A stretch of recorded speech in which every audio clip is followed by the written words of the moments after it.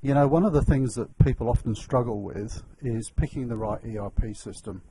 And that is especially true, I think, for companies working in the logistics field because they're looking for the right sort of functionality.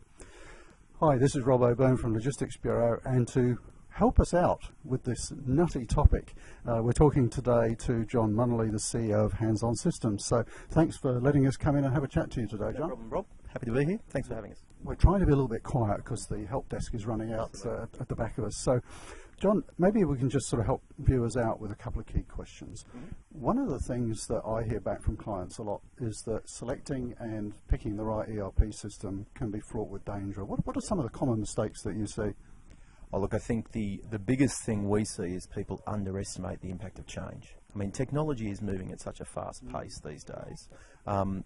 And we tend to find when people implement an ERP system, it will last 7 to 10 years. So they come around 10 years later looking at what they need. They tend to use their current system as the basis of what they need, rather than starting a little bit fresh and trying to understand what's happening in the business. And for us, the biggest thing we find is we can implement a great technical solution, but if a business is not ready for that change, if they don't undertake some change management around their people, some of those things can be really difficult when they first start. They'll always tend to soften out over time, but if you really want to get the impact from day dot, change management's key. Yeah, I think regardless of any system, funnily enough, we were talking about warehouse management systems at supply chain school last week, and you know, the biggest problem there is not necessarily the selection and evaluation, but it's getting the right implementation. Absolutely, the people make the difference. So you're involved with Microsoft Dynamics. So it's I don't mean to insult you, but this is like the smaller end of the ERP system. Yeah. I guess we could say it's the value end.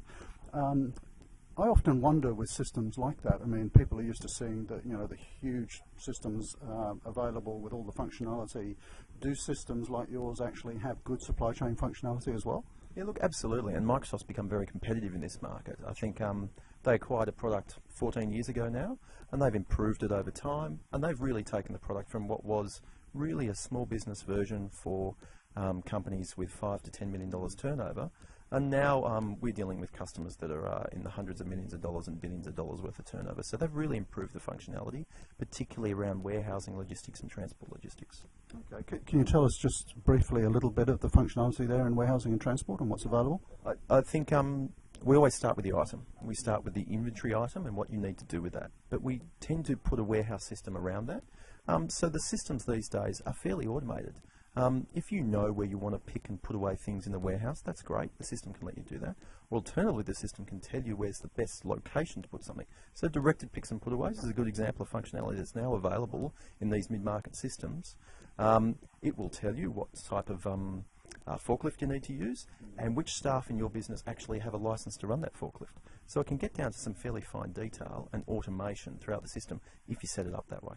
Well, that's great. So do you have customers who are using things like Pick-to-Voice and RF and so on linked into the warehouse management? Most of our customers use RF. Pick-to-Voice is still coming along, but certainly RF is a big part of what we need to do.